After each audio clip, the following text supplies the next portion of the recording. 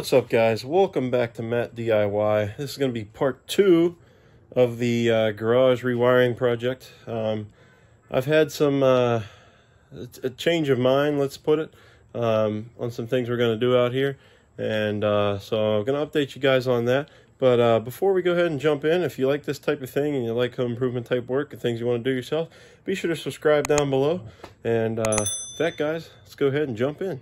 Alright, so we're back, guys, and I want to clear up a couple of things from last video. So first of all, I mentioned how we got 2 wires coming in. These are the 2 coming in from the house, which I did verify today, and they do correspond with a double breaker in the panel. Number one, this is wrong. This is not how you do this. You should have a instead of like 12-2 or something, you should have 12-3 coming out here, or something bigger.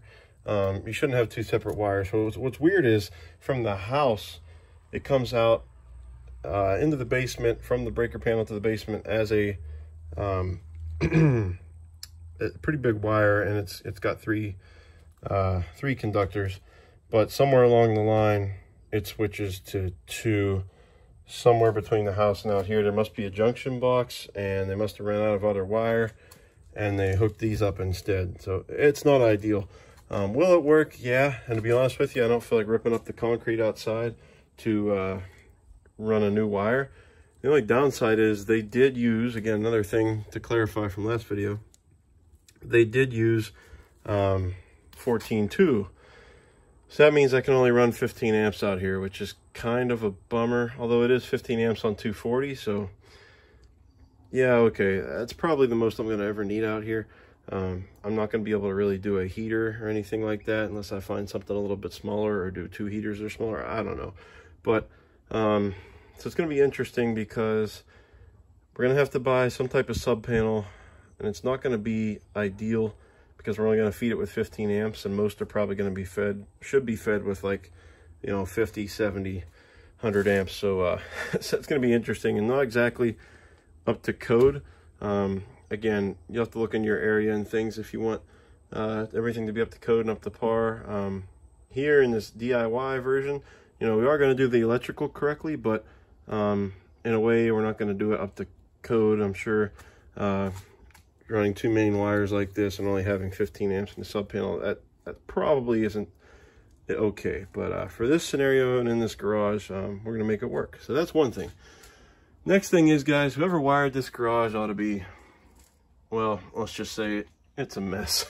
So we've got these 2 wires here, which are basically 2 separate circuits running over to a box. One is going to be on the outlet, and the other is going to run the lights in the garage. So we got that figured out.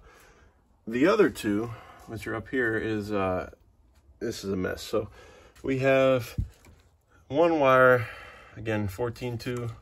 On this one, they cut off the ground and the neutral and only have a hot, because what they did is they actually ran it into a junction box up there and connected that to 2 3-conductor wires. So you can see there's a red wire up there because they hooked one of these blacks to it, and then the other black to another one, to essentially run 2 separate circuits this way to the back of the garage. I don't know why. I'm kind of thinking they used what they had around the house to patch this all together. But I was originally going to tear it out and redo the whole thing. Now I think I'm going to keep part of it, because I'll let you know why in here in a second. So we've got 2 3-conductor wires coming out of there. And then we've got one of them feeding this box right here. And this box feeds an outlet that is right below here, my finger. The other one feeds the outlet for the garage door opener. So that's okay. I think we're going to leave that be. Now, there's another wire that comes out of there and runs down this way along with the other 3-conductor wire.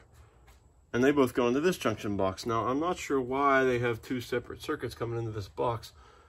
I do know that what you have here is you have one coming in, one feeding these lights, and one that is feeding the outlet that is below me, and then one that is feeding an outlet that's way over there that I think we're going to eliminate. So, so I think we're going to keep this too. We're going to have to open it up though and just make sure everything's kosher. But I think we'll probably keep that too. We're going to take this off. We're going to remove all that wire.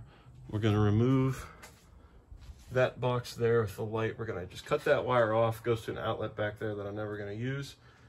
We're going to take the fluorescent light fixtures down and most of the wiring associated with those. So that's the plan, guys, to clean this up. So we're going to go ahead and get started just tearing things out.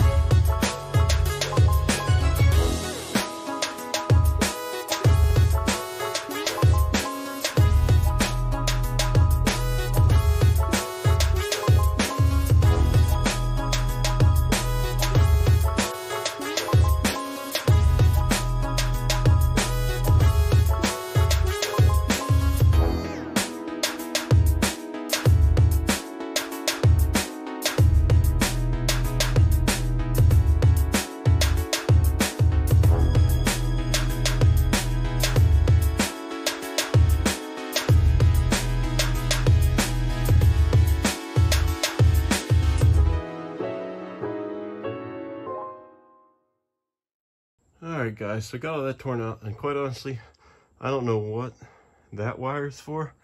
It goes up and over. There's nothing on the outside of the garage, nothing in here, so I think I'm just going to leave it there for now. It is dead, you know, until someday I come across trying to track down what it is, and that sort. We're just going to leave that one. Everything else is torn out. I'm going to move to the front of the garage here.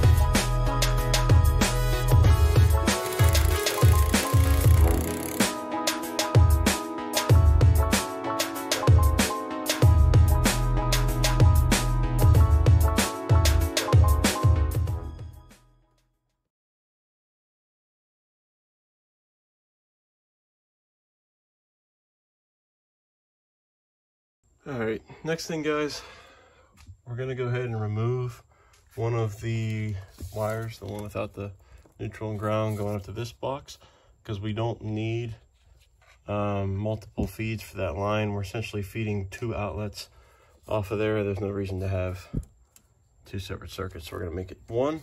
So I'm gonna go ahead and do that, but not film it. And then after that, I think we will pull the wire from this box, which is a switch for the outside lights, and we're gonna bring that down and put it into this box. We're gonna have a double switch here, one for interior lights, one for exterior lights. We'll go ahead and take care of that, and that'll be probably about it. Might go ahead and rip down the fluorescents. That shouldn't take long. Might do that real quick too.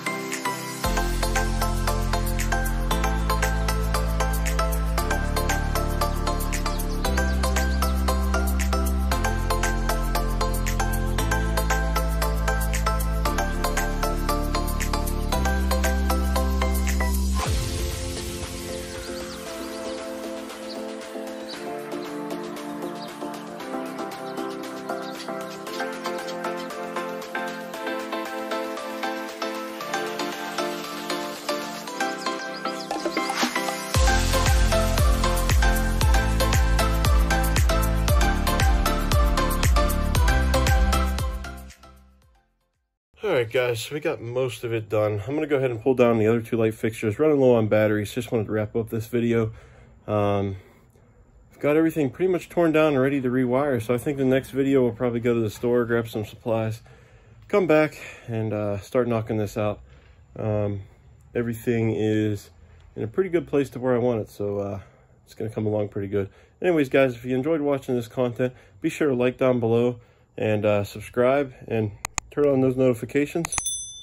Till next time guys, get out and do it yourself.